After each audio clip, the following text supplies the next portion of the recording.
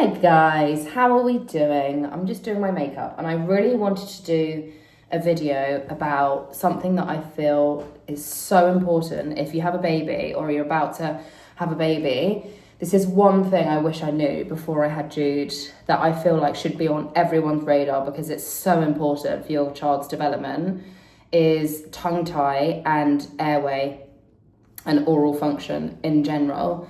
So Jude was tongue-tied and he was lip-tied. This was missed by the midwives who did his checks. And it's just so incredibly important. I can't tell you, like, if the tongue cannot reach the top of your baby's mouth and the tongue is not at the roof of the mouth at rest, it means that their whole mouth just doesn't develop as it's supposed to. It means that their whole airways, their palate, everything is way narrower, which means that they, in the long term, are probably more likely to have ENT issues, which is ear, nose and throat, by the way. And it also means that when their teeth come through, that they're going to be completely overcrowded because their palate isn't wide enough to host all of those teeth. So with Jude, I think we had his tongue and lip tie release at about 6 weeks. And I know that sounds so young, but definitely get professional advice. I'm going to put all of the amazing professionals that I use down below. This isn't an ad, this isn't paid, I fully paid for these services. But I just truly believe that every single mum needs to be aware of it because it's so important. So the symptoms that Jude had, he was projectile vomiting, I had a lot of people say, you know, it was cow's milk intolerance, he was allergic to gluten, you should cut these things out. I cut all of those things out, and don't get me wrong, the dairy definitely helped. When I cut it out, he wasn't as sick as much, so that was good. But he was constantly being sick. Like after every feed he would pop, and I was just like, okay, something more is going on. And I feel like tongue tie gets misdiagnosed all the time, and it's so frustrating as a mum. You feel like you're going around the houses, you've got professionals saying to you, you know, it's nothing, he's not tongue tied, X, Y and Z, but more often than not they are, even if it's a posterior tongue tie. But if their tongue cannot get to the roof of their mouth, and like they're noisy sleepers, if they mouth breathe, if they're being sick a lot, if they're hiccuping, if they've got lip blisters, if they've got a really prominent lip blister here and then like little pads here, they are probably tongue-tied because they're not breastfeeding properly. And again, it kind of presents itself because breastfeeding can be more painful when babies have a tongue tie because they're not able to use their actual mouth and tongue. Instead, they're using the front of their mouth, which is obviously super painful. But I just wish more parents were aware of it because it can just be such a daunting and anxious position when you're trying to grow a healthy, happy child and your child's constantly being sick. So I just wanted to put it on your radar. Like I said, the professionals that I love and the professionals that are doing such incredible work are Heidi, I can't pronounce her last name, but she's called The Milk Practice. I'm going to link her below. She's phenomenal. She's so thorough. And yeah, she's a lactation consultant and she diagnosed Jude, and she also helped me diagnose Miley for lip and tongue tie. So that's the first point of call. I would definitely use her. She's highly recommended. This isn't like free advertising, by the way. I've paid for all of these services. Second that I would do is osteopath. So the best in the biz is Lucy, the osteo. She's based in Kensington. She's phenomenal.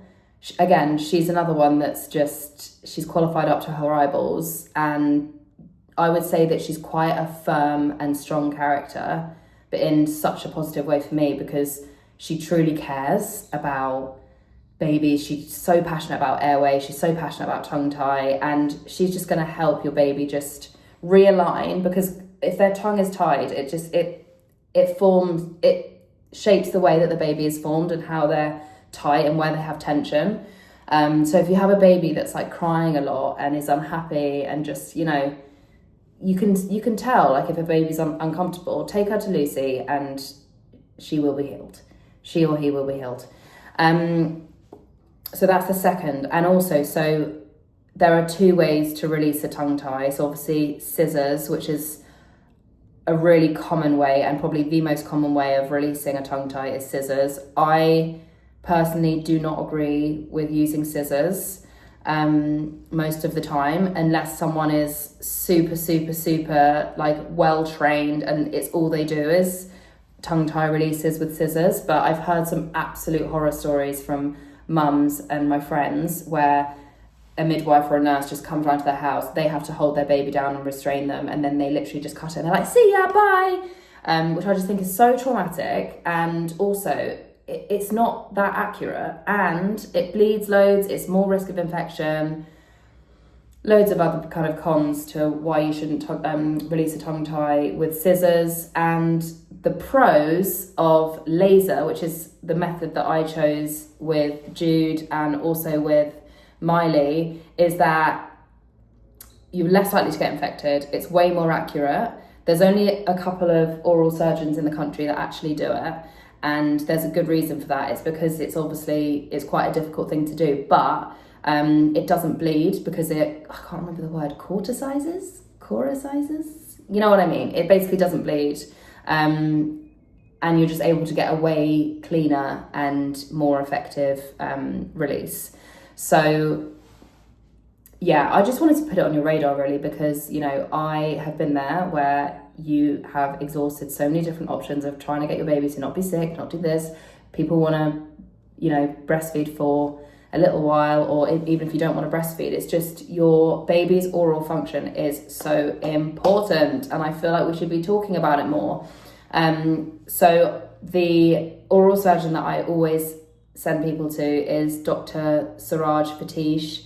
He is amazing. He is so knowledgeable about this, knowledgeable about airways, everything. He does the laser at Happy Kids Dental, and they have a clinic in Chelsea, and they also have another clinic in Marylebone, I believe. But again, those three professionals have completely taught me so much about airways, taught me so much about tongue tie, and taught me so much about how important oral function is for the rest of the development for a baby's face.